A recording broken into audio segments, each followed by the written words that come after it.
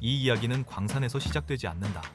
더 정확히 말하면 땅 속에 묻힌 리튬이 아니라 종이 위에 적힌 규칙에서 출발한다. 이 규칙이 바뀌는 순간 수조원을 먼저 쏟아부은 쪽이 아니라 마지막에 들어온 쪽이 판을 가져갔다. 2023년 12월 아르헨티나에서 바로 그 장면이 열렸다. 새 대통령 하비에르 밀레이가 취임하자마자 경제정책을 180도 틀었고 그 핵심에는 대규모 투자 유인제도, 이른바 RIGI가 있었다. 밀레이 정부가 던진 메시지는 단순했다. 지금부터 새로 투자하는 자본에게만 파격적인 혜택을 주겠다. 여기서 중요한 단어는 지금부터였다.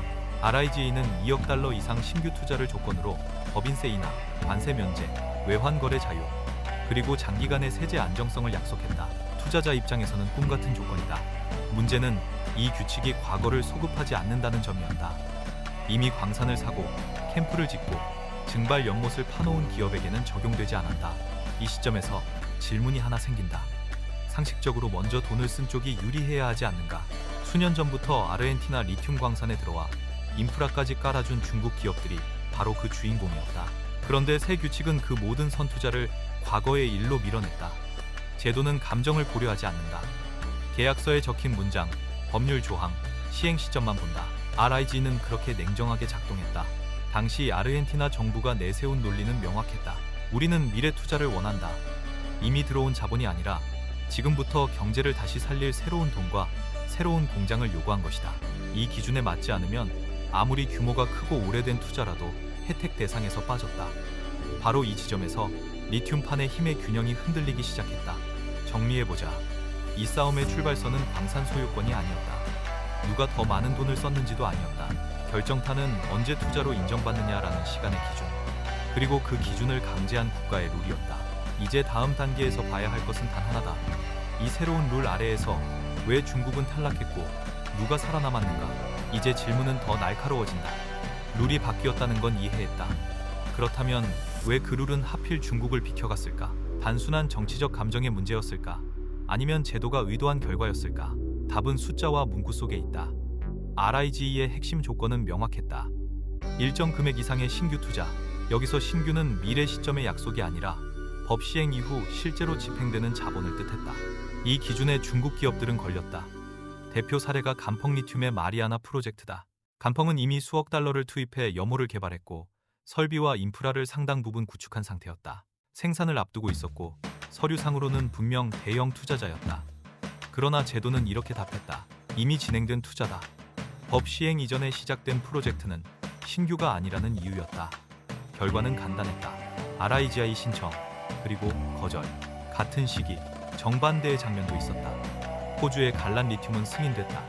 한국의 포스코 역시 혜택을 받았다. 차이는 무엇이었을까? 투자 규모의 크기나 기술력 이전의 타이밍이었다. 이들은 법 시행 이후 새로운 공장, 새로운 설비, 새로운 자본 집행을 명확히 제시했다. RIGI의 체크리스트에 하나씩 체크가 들어갔다. 반면 중국은 이미 판 위에 말이 올라가 있었다. 새로 놓을 말이 없었다. 여기서 중요한 포인트가 하나 더 있다. 중국 기업들이 신청한 혜택이 단순히 세금 몇 퍼센트의 문제가 아니라는 점이다. RIG를 받지 못하면 법인세율이 더 높고 수입 장비에 관세가 붙고 수출에도 세금이 붙는다. 외환 통제도 그대로 적용된다. 같은 양의 리튬을 생산해도 구조적으로 원가 차이가 벌어진다. 이 격차는 시간이 갈수록 누적된다. 이 대목에서 흔히 나오는 해석이 있다. 아르헨티나가 중국을 배제한 것 아니냐. 하지만 제도의 표면만 보면 그렇게 단순하지 않다. 법은 누구에게나 동일하게 적용됐다. 문제는 중국의 전략이 선점에 맞춰져 있었고 제도는 추가를 요구했다는 점이다. 룰이 바뀌는 순간 선점은 오히려 발목이 됐다.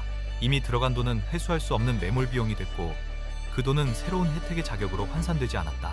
정리하면 이렇다. 중국이 진 이유는 돈을 덜 써서가 아니다. 더 빨리 써버렸기 때문이다. 제도가 요구한 시점과 어긋났고 그 어긋남이 그대로 탈락 사유가 됐다. 이제 다음 단계에서 봐야 할 것은 중국이 왜 이런 구조에 더 깊이 묶였는지다. 단순한 세금 문제가 아니라 수익이 되돌아가는 통로 자체가 어떻게 설계됐는지가 핵심이다.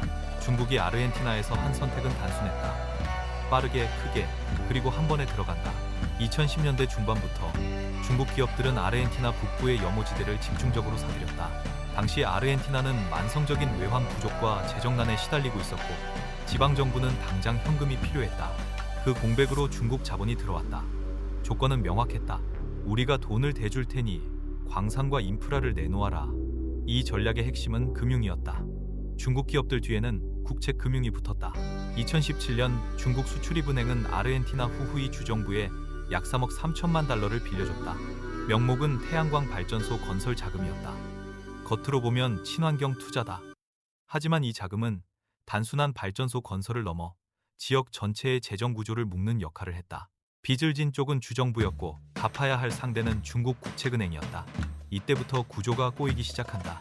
후이 주정부는 빚을 갚을 자체 재원이 없었다. 그래서 선택한 해법이 주정부 소유 광업공기업 JEMSE를 통한 지분 참여였다. JEMSE는 관할 리튬 프로젝트의 지분 8.5%를 확보했고 그 대가로 현금을 낸 것이 아니라 미래 배당금으로 상환하기로 했다.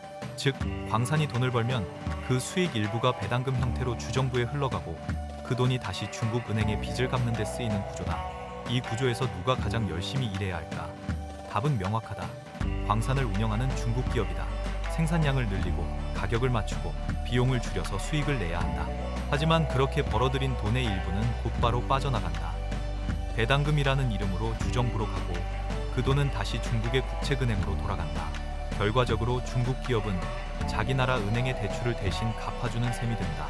여기서 중요한 건 이 구조가 법적으로 문제없다는 점이다. 계약서에 사인했고 지분 구조도 합법적이다. 하지만 경제적으로 보면 이야기가 달라진다. 광산을 소유하고 있어도 수익의 주도권은 온전히 쥐지 못한다. 자본으로 빠르게 장악한 전략은 초기에 유리해 보였지만 시간이 지날수록 스스로를 묶는 족쇄가 됐다. 이제 퍼즐이 조금씩 맞춰진다. RIGI에서 탈락한 중국 기업들은 단순히 세제 혜택을 못 받은 것이 아니다. 이미 2중, 3중의 구조 속에 묶여 있었다. 다음 단계에서 볼 장면은 더 직접적이다.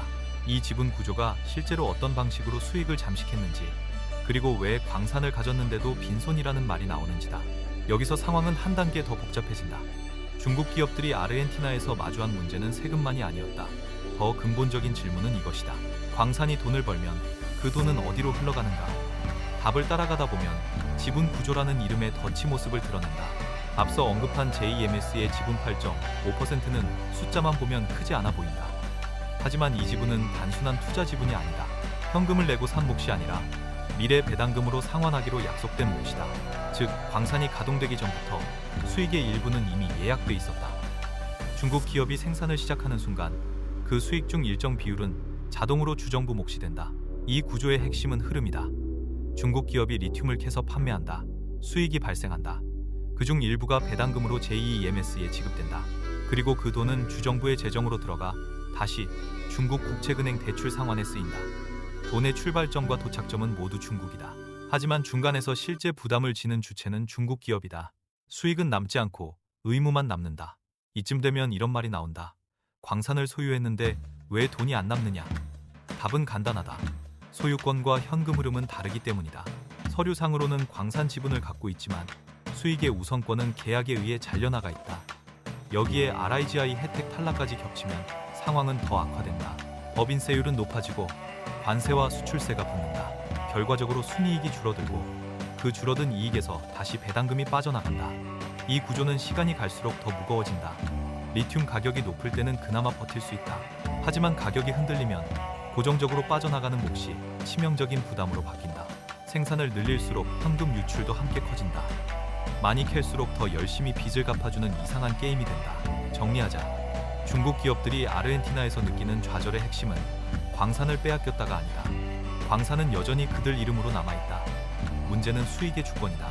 돈을 벌어도 그 돈을 온전히 줄 수 없는 구조에 갇혔다는 점이다. 이제 다음 장면으로 넘어가 보자. 같은 땅, 같은 리튬을 두고 전혀 다른 길을 선택한 한국 기업은 무엇을 달리했는가? 같은 아르헨티나, 같은 리튬 염호였지만 포스코의 출발선은 훨씬 뒤에 있었다. 중국 기업들이 이미 좋은 자리를 선점한 뒤였고 시장의 평가는 냉담했다. 해발 4,000m가 넘는 고지대, 검증되지 않은 염호, 남미 리튬 사업 경험 전무. 조건만 놓고 보면 불리함의 목록이 끝이 없었다. 이 상황에서 포스코가 선택한 전략은 의외로 단순했다. 빨리 캐는 싸움에 들어가지 않는다. 대신 캐는 방식 자체를 바꾼다. 당시 아르헨티나 리튬 산업의 표준은 증발공법이었다. 염수를 거대한 연못에 가둬두고 태양열로 물을 말려 리튬을 얻는 방식이다. 문제는 명확했다. 신안천암 이거기에 시간이 오래 걸리고 땅을 엄청나게 차지하며 물을 소모해 주변 환경과 지역 사회의 반발을 부른다. 생산에 들어가기까지 최소 1년 반, 길게는 2년 가까운 시간이 필요했다. 그 사이 정권이 바뀌고 규제가 바뀌면 모든 계산이 틀어진다. 포스코는 이 구조를 리스크로 봤다. 그래서 선택한 것이 직접 리튬 추출, 이른바 DLE 기술이었다. 염수에서 리튬만 선택적으로 뽑아내는 방식이다. 이 기술의 차별점은 속도와 효율이었다. 증발 공법이 달단이라면 DLE는 1단이다. 회수율도 달랐다. 절반 가까이를 버리는 방식과 달리 훨씬 높은 비율로 리튬을 건져 올릴 수 있었다.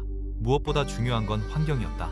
물을 증발시키지 않고 사용 후 다시 정화에 돌려보낼 수 있다는 점에서 지역 사회와 충돌할 가능성을 크게 낮췄다. 이 선택은 단기적으로는 불리해 보였다. 기술 개발에는 시간이 필요했고 초기 투자비도 컸다. 하지만 이 느린 선택이 나중에 결정적 무기가 된다. RIGE가 요구한 조건은 신규 투자와 첨단 설비였다. 포스코는 이미 그 체크리스트를 충족할 준비를 하고 있었다. 단순히 광산을 소유하는 기업이 아니라 새로운 공정과 새로운 공장을 들고 들어오는 투자자로 자신을 포지셔닝한 것이다. 여기서 포인트를 짚어야 한다. 포스코의 전략은 중국을 이기기 위한 것이 아니었다. 미래의 규칙이 어떻게 바뀌어도 살아남기 위한 선택이었다. 기술은 제도가 바뀌어도 사라지지 않는다. 정권이 교체돼도 규칙이 새로 만들어져도 기술은 다시 평가받는다. 포스코는 바로 그 지점을 노렸다. 그리고 이 선택은 결국 언제 투자로 인정받느냐라는 싸움에서 결정적인 차이를 만들어냈다.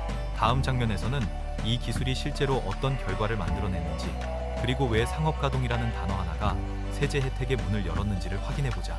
전환점은 정확한 날짜와 함께 찍힌다. 2024년 10월, 아르헨티나 살타주 산업단지에서 수산화 리튬 공장이 본격적으로 돌아가기 시작했다. 연간 생산 능력은 25,000톤. 숫자만 보면 하나의 공장이다. 하지만 제도의 언어로 번역하면 이야기가 달라진다. 이 순간부터 포스코는 계획 중인 투자자가 아니라 실제 생산을 시작한 신규 상업 사업자가 됐다. 여기서 상업 가동이라는 표현이 왜 중요한지 짚어야 한다. 파일럿이나 시험 생산은 제도 입장에서 애매하다. 언제든 멈출 수 있고 투자 회수도 불확실하다. 반면 상업 가동은 다르다. 설비가 완성됐고 제품이 나오고 수출이 가능하다는 의미다. 고용이 발생하고 세수가 생기며 지역 경제에 실질적인 영향을 준다. RIGI가 원했던 바로 그 그림이다. 같은 시기, 다른 기업들은 아직 공사 중이거나 시험 단계에 머물러 있었다. 중국 기업들은 이미 생산을 앞두고 있었지만 문제는 시점이었다. 법 시행 이전에 시작된 프로젝트라는 꼬리표는 그대로 남아 있었다. 반면 포스코는 법 시행 이후에 새 공장과 새 공정을 들고 나왔다. 제도는 그 차이를 정확히 구분했다. 이 공장은 단순히 리튬을 생산하는 시설이 아니었다. DLE라는 친환경 공정을 실제로 상업 규모에서 구현했다는 점이 결정적이었다. 환경 규제가 강화되는 흐름 속에서 물 사용과 지역 사회 갈등을 최소화할 수 있는 기술을 갖춘 기업은 정책 당국 입장에서 위험이 낮다. 투자 유치라는 목적과 환경 관리라는 부담을 동시에 해결해주는 카드였다. 결과는 명확했다. 포스코는 RIGI의 조건을 충족했다. 신규 상업 공장, 첨단 기술 도입, 그리고 장기 투자 계획. 이 세 가지가 한 번에 맞아떨어졌다. 이 승인 하나로 세금 구조, 관세, 외환 규제가 달라졌다. 같은 아르헨티나 땅에서 같은 리튬을 캐도 계산식이 완전히 달라졌다. 정리하면 이렇다. 2024년 15월의 상업 가동은 단순한 준공식이 아니었다.